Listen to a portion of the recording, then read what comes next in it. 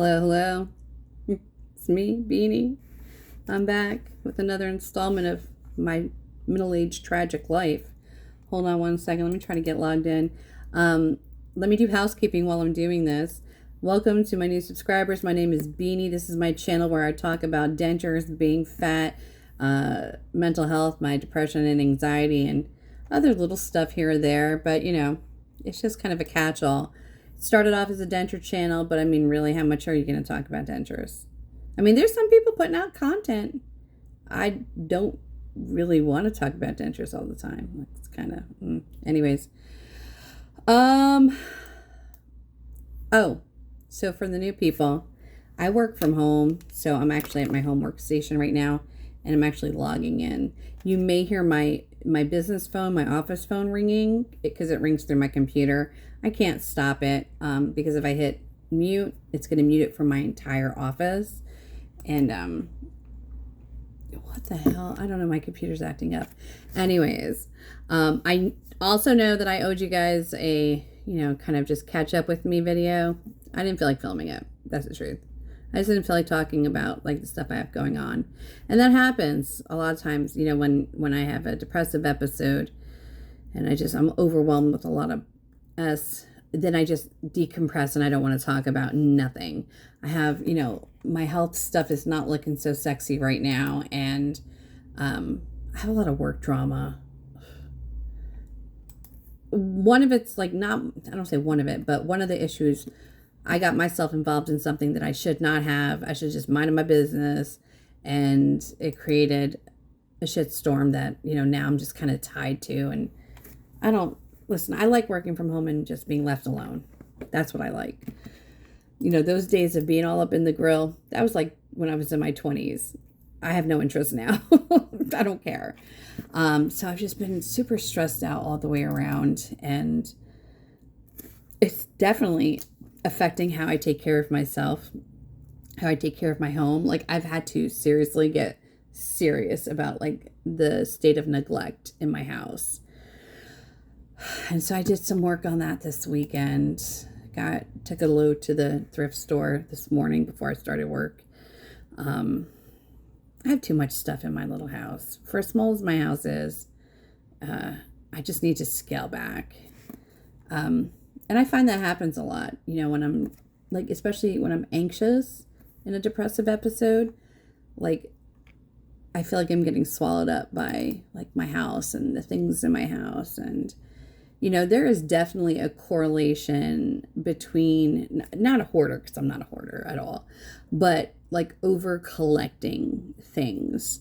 So, like I have a lot of fabric because I do, quilting, sewing, I do all kinds of stuff. But honestly, I have enough fabric in my sewing room that I should never have to buy fabric ever again. So you guys know like those big bags from Marshalls that you can get for like 99 cents. I went through my fabric. I filled up 2 of them, and then I sold them dirt cheap on Facebook Marketplace. Actually, I sold them to a chick in my sewing group, even though I don't even go on Facebook, but I went on just so I could post this. And here I am in my 15-year-old car showing up to meet this lady. And there she shows up in her BMW. I'm like, oh, I could have definitely charged you market value. Anyways, I just wanted it out of my house. So that's why I haven't really, gotten into like talking about everything. I have a lot going on, and I'm not in a good headspace. But I know why y'all are here. You're here for this, sexy, right? Can I just tell you guys, this is a PTSD Hot Mess Express. First of all, let me just do let me just get this going before I start talking. Otherwise, I can't see my emails. I had to reboot my computer. You don't care. But, so this weekend, this happened, and it has had me, not shook, but, God, it's really messed with my head. And it's really brought back like a PTSD moment. And it wasn't anything fantastic. I was just eating lunch, and I bit into a Sammy It was on artisan bread, so it was a little bit tougher than, maybe white bread, It was on a roll. So I'm here and I'm biting and I'm, biting the sandwich, and I felt it. I felt it pop, but I didn't know what it was until I saw the actual tooth trickle down my triple chins into my fat boob cleavage. And I'm like, what the is this? And I go and I fish it out, and I'm like, oh shit. And I go like this, and I'm like, oh shit, oh shit. And of course, nobody carries a mirror anymore. So I grab my cell phone, put it on selfie mode, and I see this. And so basically, you can see where it's kind of at an angle.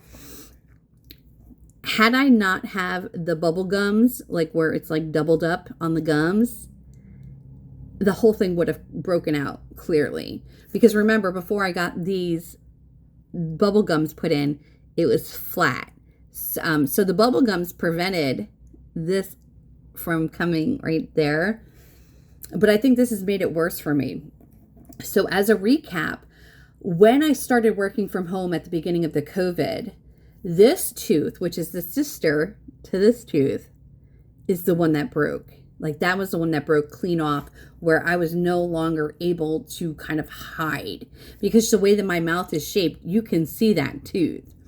And so I would, have to go like this and, kind of purse my lips, but it was still very noticeable that that's what I was doing, was, pursing my lips. And then we went to working from home. And then a few times that I did have to go to the office, I was in mask. So, nobody was the wiser. But then it became very clear to me, like, it was only a matter of time before the bottom tooths were out and, the top teeth were going to come out. So, it was my catalyst, but it's kind of a PTSD, because this was the one that kind of, I was like, oh man, you can't even hide it anymore. So all this weekend, you guys, here I am doing this all weekend. I was self-conscious all weekend. My daughter came to bring the baby for a visit. My son-in-law then came to pick the baby up. Even in talking to them, I immediately went back to the pursing of the mouth, because again, it's noticeable, and I can't. It triggered me. It triggered me very much.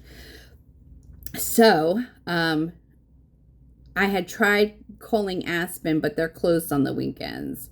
So I called them first thing this morning. I should have called the one closer to my house instead of the one where I originally got these done.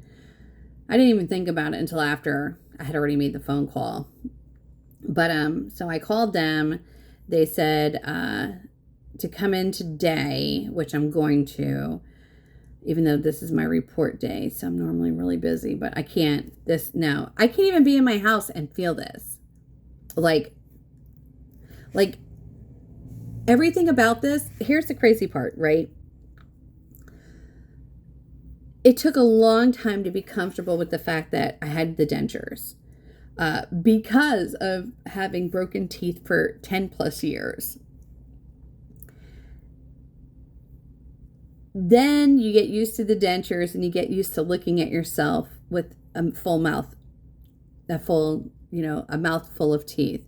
And then just this one simple thing totally brought me back. Like even how, because the acrylic is in between, there's acrylic but in between the teeth, like very, very slightly, and my lip is rubbing against it.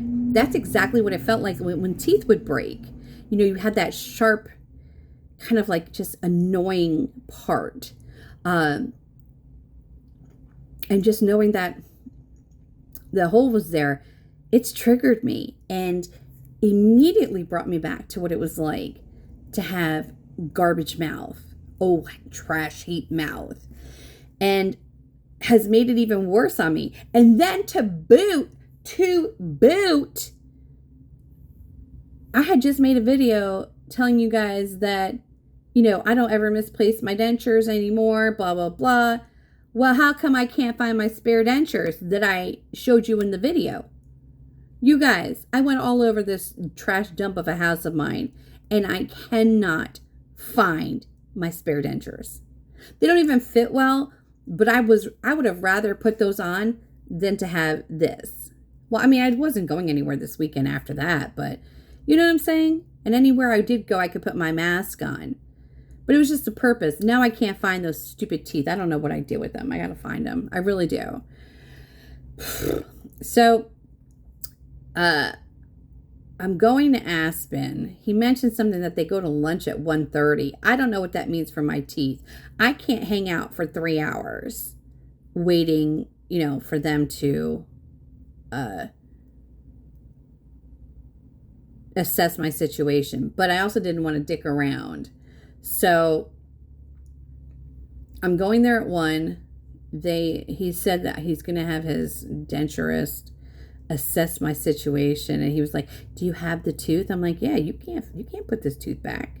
You can't. It's cracked on a diagonal. If you even think about gluing that shit in like that, oh no, sir. And I asked him, am I going to have to pay anything? Because I canceled my dental once I got my dentures. And he said, no, if something happens to the teeth, it's supposed to be covered under my 7-year warranty with the comfy lates, which is a good thing. I don't know how they're going to dig this out and then recreate that gum. I just have a feeling if Bob is still there, we're going to have a hot mess express, you guys. I feel like potentially we're going to have a sad day. I don't know. I don't want to think that we are. But I feel like we're going to have a sad day. I'm going to go in there with 0 expectations. That's the one thing, though. I'm going to go in with 0 expectations. Because in the past, I've had expectations and they've been squashed like a bug. So I'm not going to do that to myself. I will keep you guys posted and let you know what happens. And, God, fingers crossed, please. I haven't been there since I went to pick these up. So it's been a year since I've been there. They probably have my name flagged in their file like, reject, don't let her in the door.